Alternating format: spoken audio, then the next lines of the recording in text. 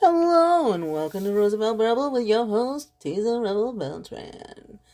Alright, so I wanted to get on here today. It is Wednesday. I think I did a podcast the other day. But I just got done reading an article. I just got off work. I'm sitting here at my desk. And I just got done reading an article. And let me bring it up.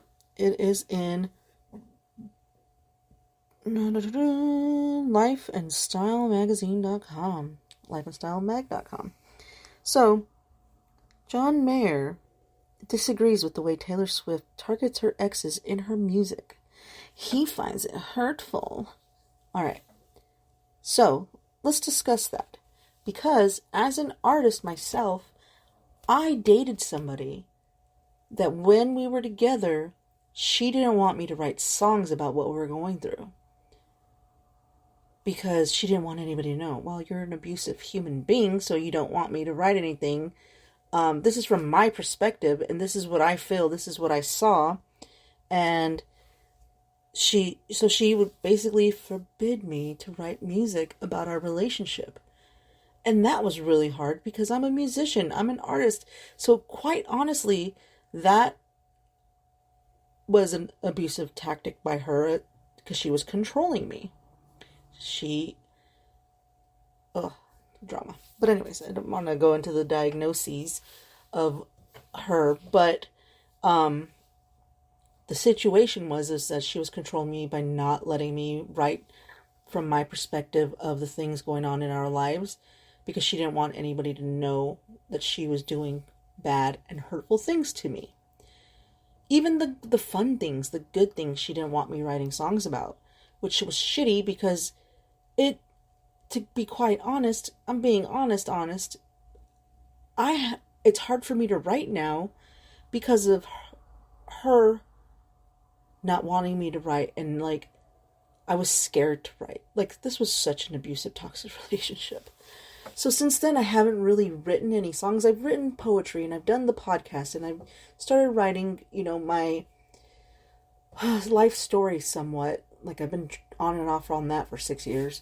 But it's been really hard for me to do music again, and people are like on my ass saying, you need to do music, we missed you singing, we need you to do music. And then, I'm finding other ways to avoid doing music, like painting and the podcast and doing other shit instead of doing music, because I was told not to write music about the person I dated because she was, let's be for real, she was ashamed of what she was doing to me. So since then, I haven't really written anything. And then I'm even nervous to write love songs because of that. And that's shitty because before, I remember the freedom of writing these songs, the freedom of saying whatever the fuck I want, the freedom of being able to express myself musically. And so I find it shitty as fuck that hurt me so much that it stopped me from writing, and I'm looking for other ways to be creative. But I've been getting back into writing music, and I started writing a song almost a month ago. I haven't finished it because it's something that I'm afraid, what if the person feels whatever way? Before, I used to never care what anybody thought until I was abused by this person, and she didn't want me to write songs. That's fucked up. And so the thing is she was abusive. She was horrible towards me. So Taylor Swift writing these songs about her exes and them acting the way they did, this is from her perspective, and they don't want people to know because they were shitty. Look at the All Too Well short film. He was a dick. Jake Gyllenhaal was a dick. And that sucks. And another thing is, these men were way older than Taylor Swift. She was only 19 when she was dating fucking John Mayer. And he was like, 31, 32 years old? And then when she was 25, she was dating Jake Gyllenhaal, and he was the same age. So yes, okay, you're going to be like, well, she has every right, blah, blah, blah. But she's a filler. Like, she feels things. So she's gonna fall in love. Like, listen to her music. And these men took advantage of her. And, like, there's so many theorists out there saying things about, like, the freaking song, the one that she just released the video for. Oh, damn, my mind just went blank. Here we go. Let's look it up real quick. My computer's open. Because I'm working on my finances, because I'm an old lady working on finances. No, I'm a responsible adult working on my finances. Alright, so what the hell is our new video? Oh, new video. I can't even spell. I'm just so used to typing on this little tiny Chromebook for work. I can't even type. I hope I'm not losing my shit. Alright, let's go ahead and look that up. I bet you think about me. Okay, that's her new song. So there's a part in the video where she grabs it's out of a martini glass, and she takes the olive and then gets a cherry and then puts a stab in the cherry and, like, makes it, very noticeable. And people are like, that means her virginity was taken. All right. So there's that. But anyways, so, like, she's writing these songs. She's feeling the way she is. She's like, who wants to relive the pain that you went through? Like, I can be honest. I just keep saying that. After 20 years of playing the same music of the same song that everybody wants to hear, like, you kind of don't want to fucking relive the pain that you went through, to relive the hurt that these freaking people put you through. So, eventually you don't want to keep continuously singing them, and you write, that's why you get new music. You have new content. And so for her to go back and re-release, because yes, we know why she's doing this. She's doing this to own her freaking music now, because fucking little bitch. I'm sure you guys know the story. If you don't, Google it, because I'm not going to go into it, because I need to stay focused here. I'm very proud of myself right now. So she's re-releasing all these because the Masters, what's his dude, has them. So she's re-releasing all these songs. She's remaking them. She's put out this fucking magnificent album of like 30 songs. And oh my god, Babe. Oh, the song Babe. That's my jam. And the Message in the Bottle, it's fucking beautiful and amazing. And maybe I'm going to do a freaking review of her new songs and the whole album, because Red was my first album.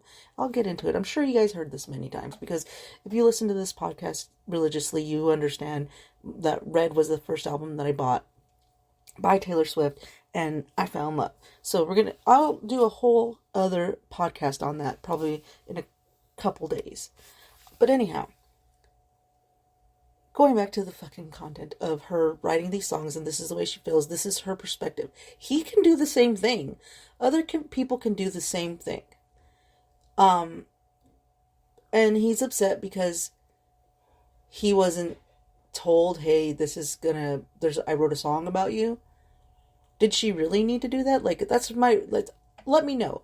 Message me and let me know. I would love to know, like, if this is really something, because in this day and age, consent for sex, yes, but consent for like video and pictures and stuff like that, because I remember back in the day when I was taking photos, I had to have a signed release of things for photographs, for a person's image. But I don't think, and then when you're writing books, you need to have consent to write books about people. But with music, if you're not saying who the person is, but everybody else knows who it is that something morally that you need to do? So, for example, this is like small, but it's something. So, when my ex and I broke up, she wrote this big old thing and wanted to post it on Facebook. And I was like, why are you telling our business? Like, we're not famous people. We're not at all. Like, we don't need to put a fucking press release out and be like, we are not together anymore. I love them. We're separate. What the fuck? We're not famous people. And famous people shouldn't even fucking need to explain to us why they're divorcing. Who gives a fuck, right? So I asked her not to fucking post about us divorcing, getting separated, what have you. Because it's nobody's fucking business. So please respect me and not tell anybody, because people still think that I'm fucking with her. They still think that I'm in Colorado. Like, I've been back for 7 months now. So, because it's nobody's fucking business at all. If you know who I am and we are together and we are friends and so you know what's going on. Like, these people don't need to know. Like, I have over a thousand friends on Facebook. And a lot of them are just people that are associates. They're people from the music business. They're from the art scene. They're not like my homies. We know each other. So we're associates. We're not friends. We're not friends. So, they don't need to know what's going on in my life because it's none of their fucking business. So, if you're my friend, you know what's going on in my life. And so, I asked her not to fucking post the thing, and I don't know if she did or not. I think she did, and then deleted it. I have no idea, or blocked me. But either way, we're no longer friends on Facebook. She deleted me, so which is a good thing because that needs to happen because we're separate and we're healing. Well, at least I am. I'm fucking healing and working on myself. But what have you? This is not the fucking point. I'm not talking about me. I'm talking about this. I'm still on the subject though, so that gives me a fucking A+ right now. So he's heard about it. The thing that I do disagree with is the fans bullying them. I find it funny, but it is wrong. It's funny. Like, they're very creative the way that they're bullying. Like, the music video release party they had for, not the music video, the short film, they had a release party for it. At many places did it. And so they watched the film, and people were just hanging out and singing the songs, and, like, so there was a picture of Jake Gyllenhaal, and it was the quote from Mean Girls where it says, "Don't trust this fugly person," that quote.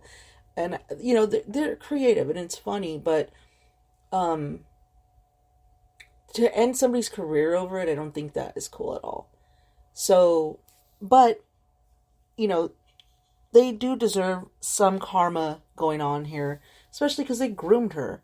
Like, they were old men going after a little kid. Like, yes, 19, 18, 18's a fucking age of consent, what have you, but really, when you think about it and you look back at your age, as I am myself right now, I'm looking back and when I was like 18, 19 years old and I was dating somebody and I didn't know what the fuck I was doing.